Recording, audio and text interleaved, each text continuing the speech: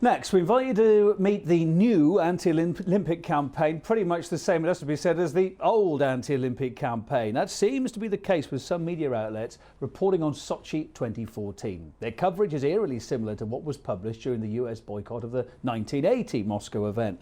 RT's Gani Chichikan next compares now to then.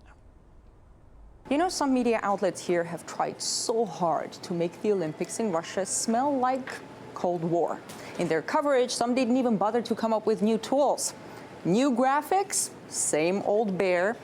This cover is from 1980 when the US boycotted the Summer Games in the Soviet Union.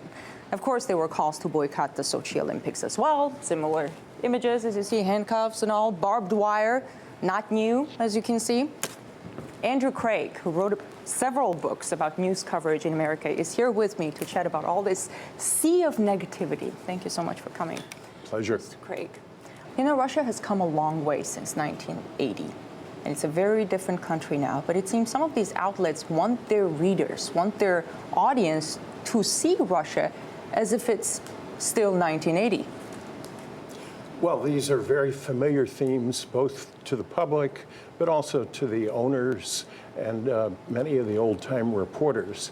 So people fall into a comfortable pattern that actually extends back many decades and is quite apparent if you look for it, as you've done. And it's quite clear that people took the old magazine covers and said, let's just update it for this Olympics. Stereotypes are strong. Exactly, and you know, they call it the news industry, but in many ways people like the old industry, but the old themes, but call it news.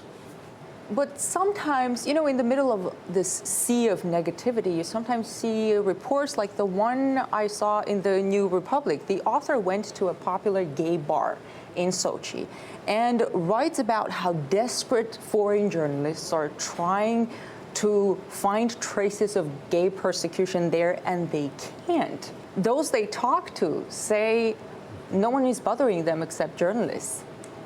Part of the issue is when people self-censor or they believe they know what the story is before they go to the scene.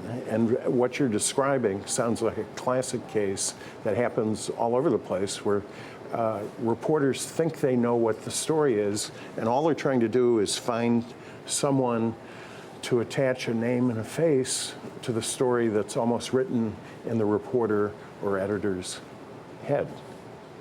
Mr. Craig, thank you. Thank you.